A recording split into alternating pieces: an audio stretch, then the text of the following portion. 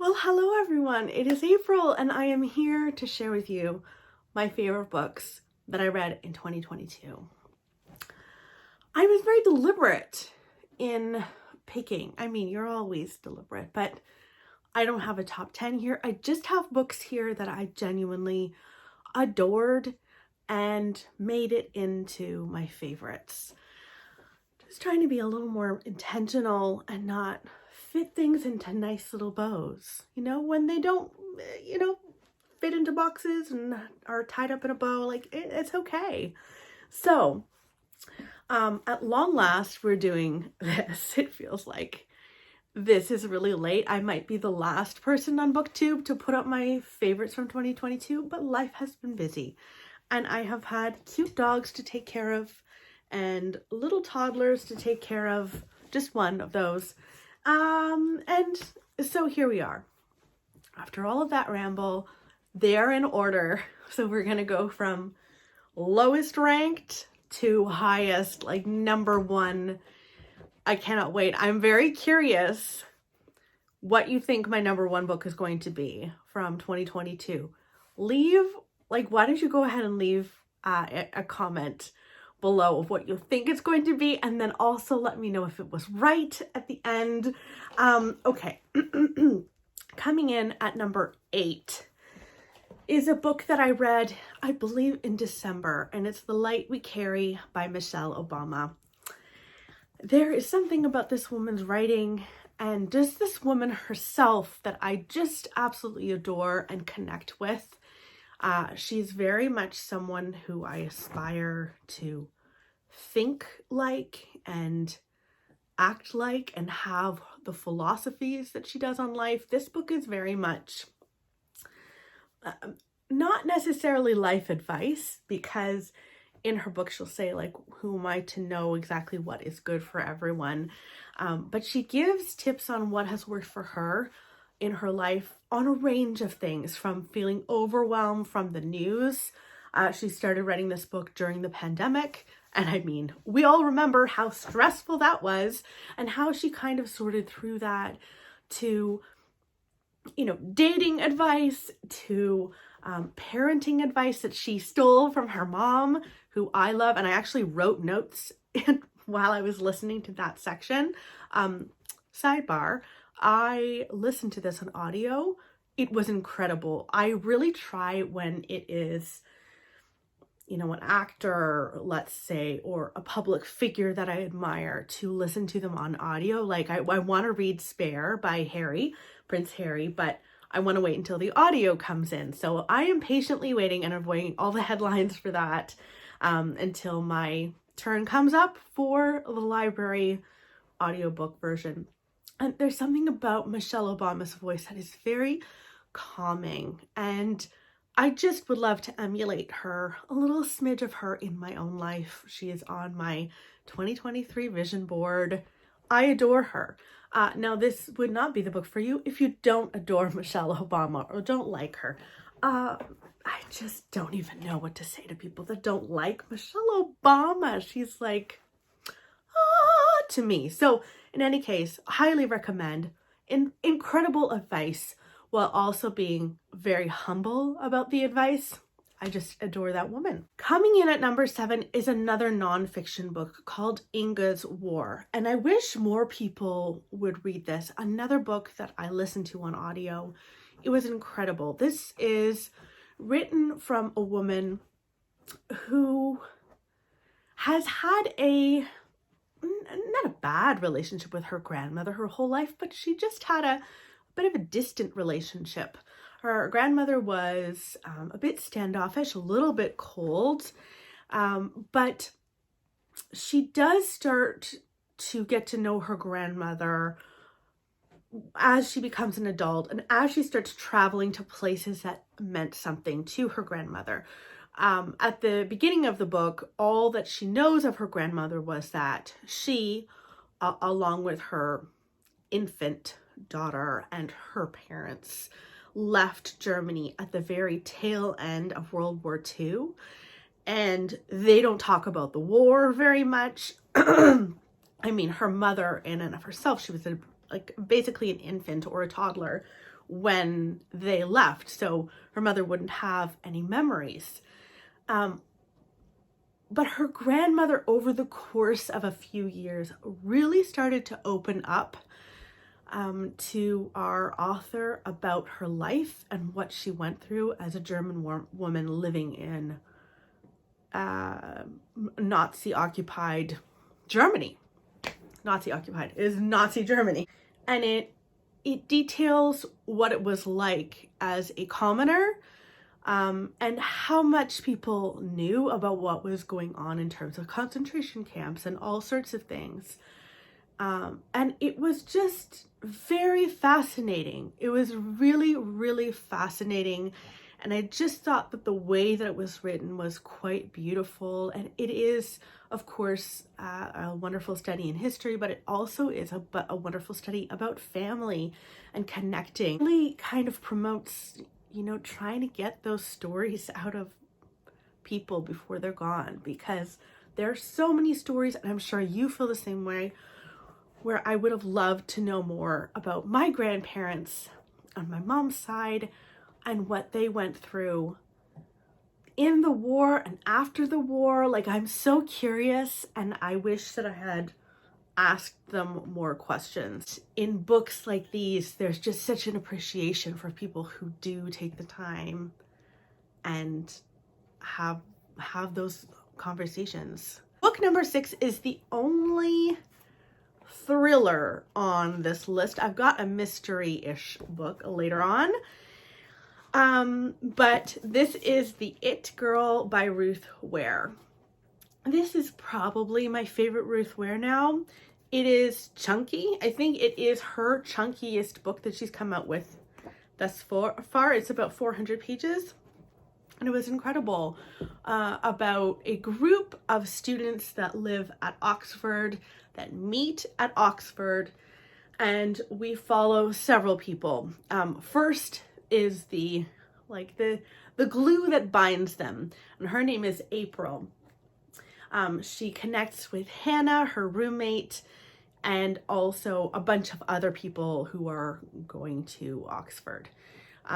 She is murdered in Oxford, in Hannah and April's room, and for years, Hannah, our main character, the main person that we follow throughout this, believed that it was a porter named John Neville, who was incredibly creepy through this book.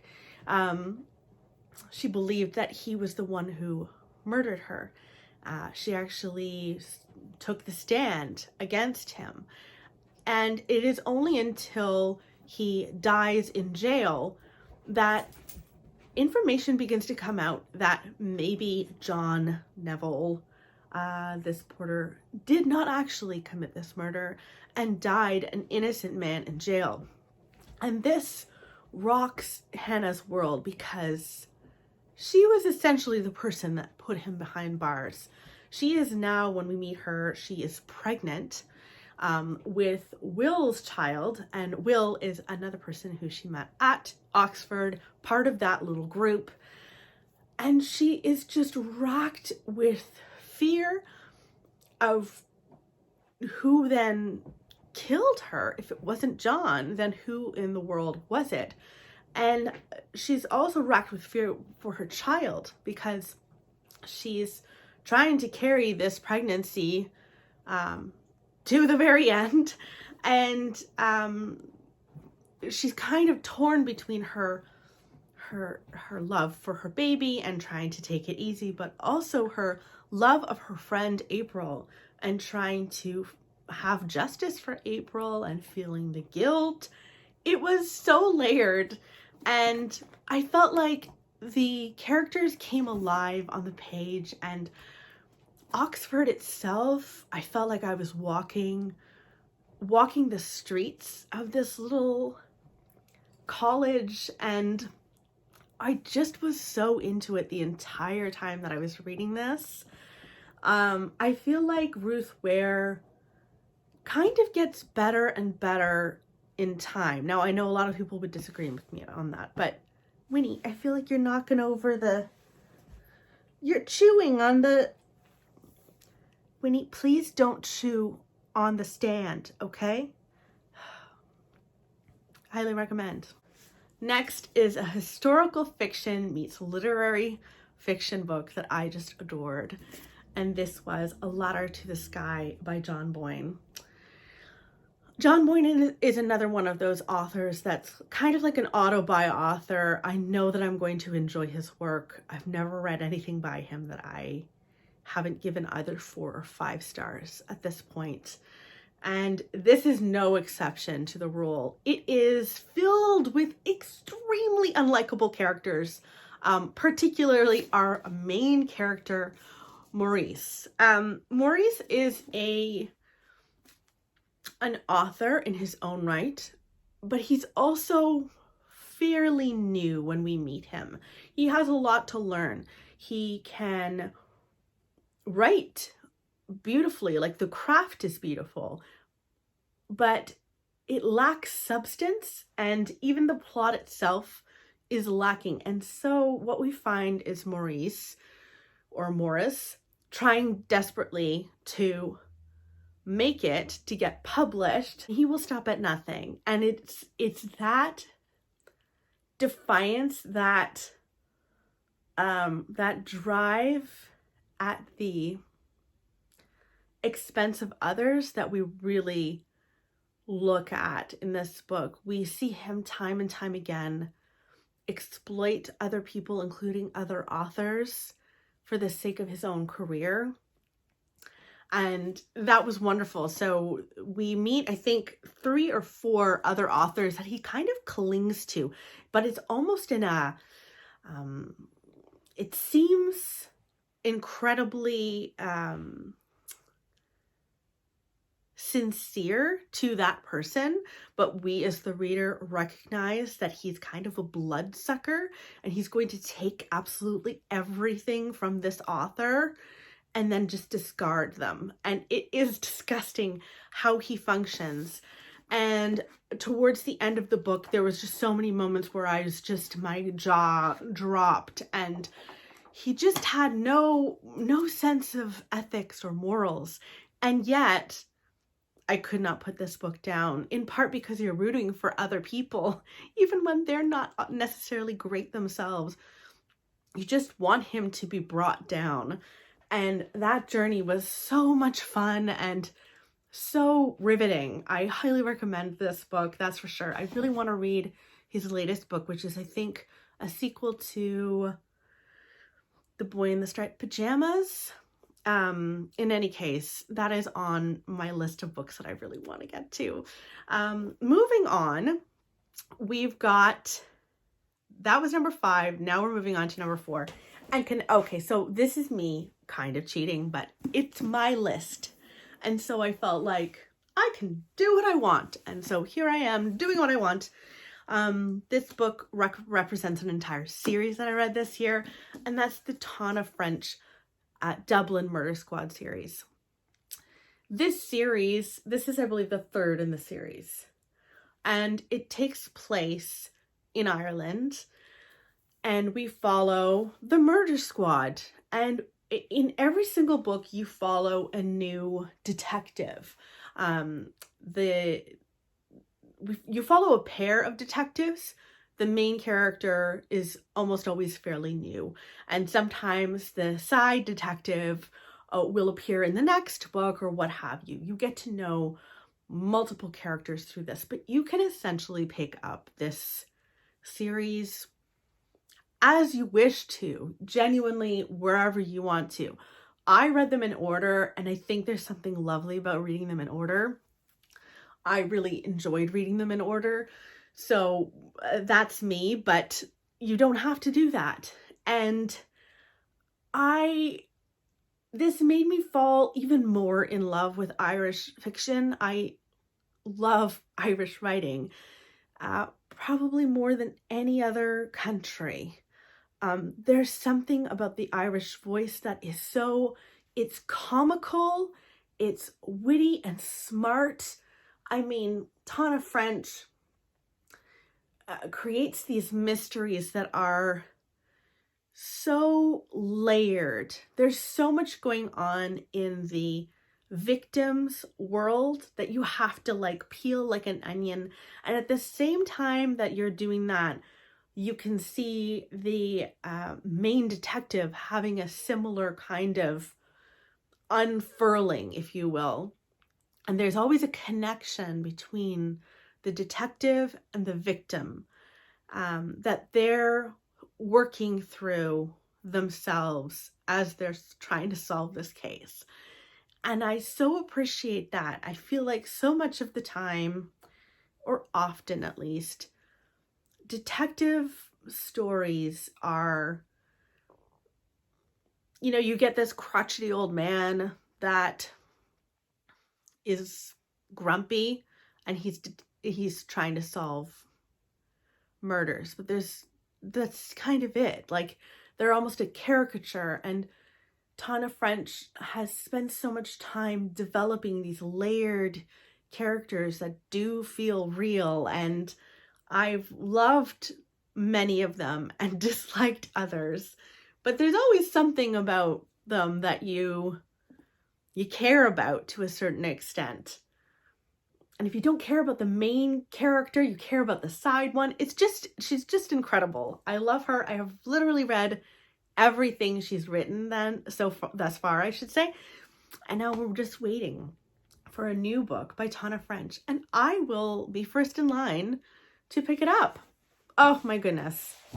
Wonderful, wonderful woman. Okay, these books are going to fall. Maybe not. Maybe. We'll see. All in good time. So that was number 4. Number 3. Oh, I don't have this book, but I would like to pick it up at some point and have it on my shelves. This is Sorrow and Bliss by Meg Mason. This is the first book that I read by Meg Mason. It will not be the last. This follows a woman who is suffering from mental illness. Now, it's never explicitly explained what mental illness she's suffering from. It's referred to as X, I believe, throughout the whole book. But you never know. You never find out. And there's something wonderful about that. Because if you had explained which mental illness, what she's suffering from, I think it would take away from that, from the story, because you're watching her work through it, work through mental illness in her own way, and most of the time she does a terrible job. This follows a very unlikable woman who treats her husband pretty horrifically a lot of the time, is not always nice to her sister, even though that bond between the sisters, I just adored. You know, really struggles with jobs and so on and so forth. But she is suffering from this mental illness, and the mental illness is what is just wrecking her life and creating such havoc in her life. And you explore her before she recognizes that she has a mental illness and needs to be medicated, before she finds a good doctor who will help her, and then after. And it's just this wonderful character arc, and it's such a good proponent for, like, you don't have to suffer. If you think that something is going on and you are suffering, if you are suffering and you don't feel like yourself and you don't feel content, and like, of course there's stuff in everyday life and sometimes you need to change stuff in your life, 100%, but it's the concept of, you do not have to suffer. There are answers, there are medications out there that will just dull it to the point that you can live. You can live and not be tortured by this mental illness. And you follow her being tortured by it, and and then being able to work through it. And it was just incredible. It was wonderful. So much of the book, I hated her because of her character. And like, I think even with medication, she would be an unlikable character, but like, she is an extremely unlikable character for much of it. But you do grow to really care for her through the book, and that's amazing when you can do that with such a hard character. I adored it. I thought that book was probably going to be like top 2, but that's coming in at number 3.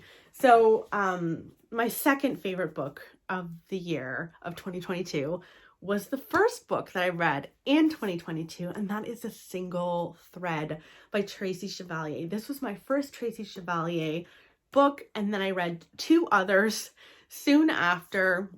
I really love her voice. She studies women in history. In some cases, she studies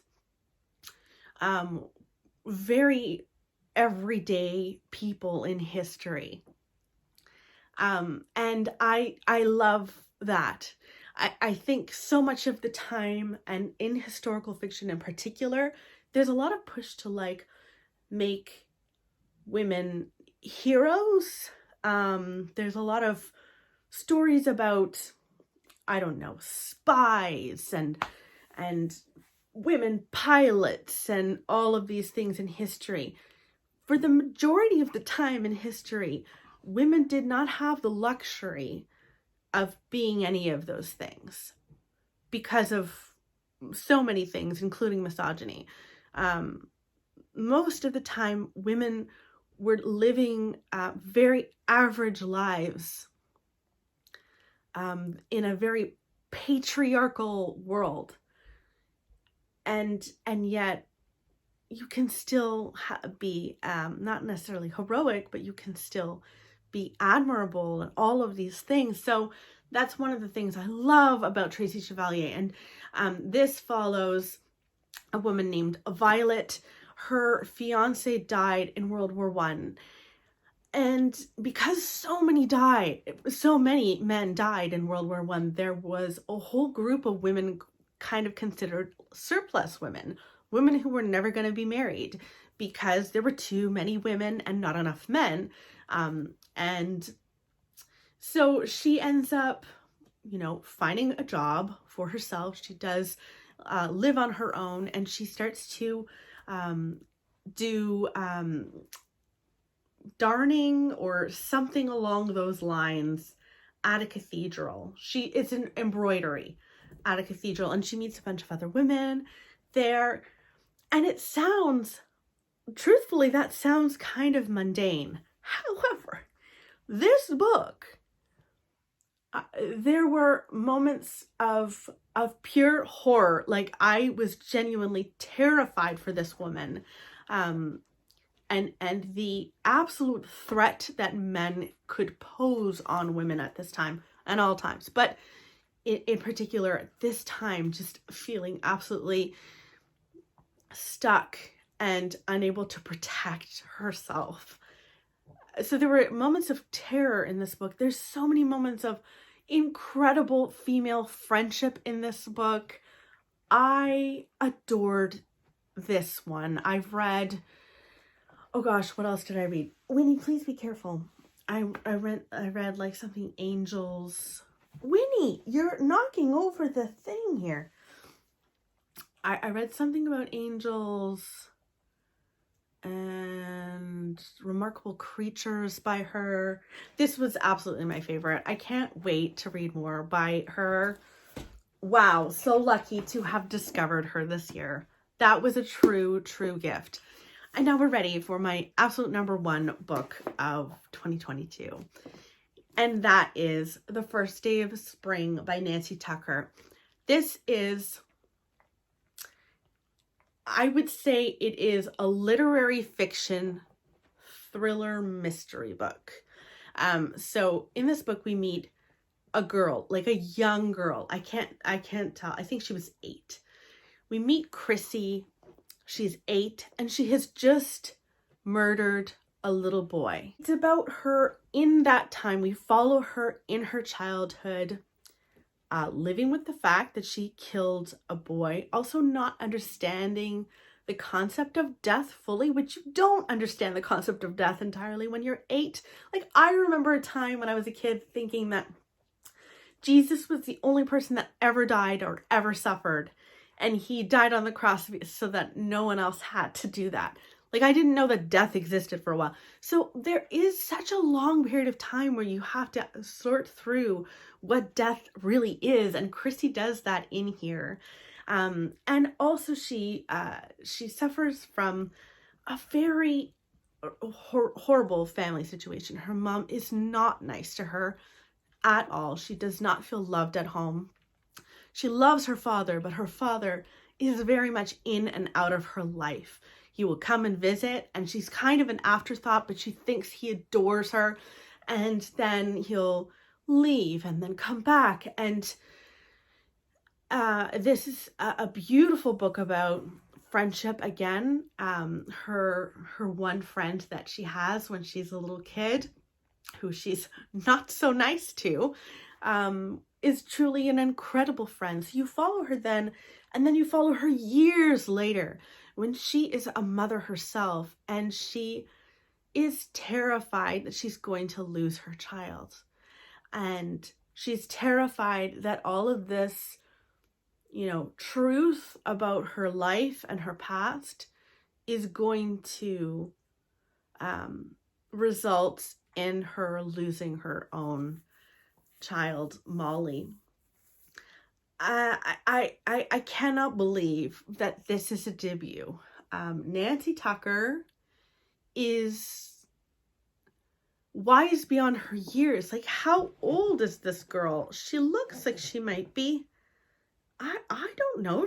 Looks like she's in her 20s. And the idea that this could be written by someone in their 20s, which has so much layers, so many layers. This Chrissy kid has been embedded in my heart, and I just cared for her so deeply, so incredibly deeply. And I can't wait to read more by her. Now, she has written other nonfiction books, and she works in mental health field in England, excuse me. But I want her to write more fiction because this was stunning, and she could do so much. I just want her to write more so badly. So anyway, those are all of my very favorite books of 2022. Please let me know in the comments below. Firstly, did you guess that it was the first day of spring? Did you guess that that was my favorite? And also, what was your favorite book of 2022? I would love to know. I hope you're having a wonderful start to the 2023 reading year. I'm hoping it's going to be a good year for personal reasons, and in our personal lives and in our bookish lives. I'm wishing you all the best, and I will chat with you very soon. I'm ready to leave 2022 behind and just move into 2023. I was going to film worst books of 2022. I don't think I want to. I think I just kind of want to move into this year that we're currently in. So I will talk to you very soon. Thanks for watching. Bye, everybody.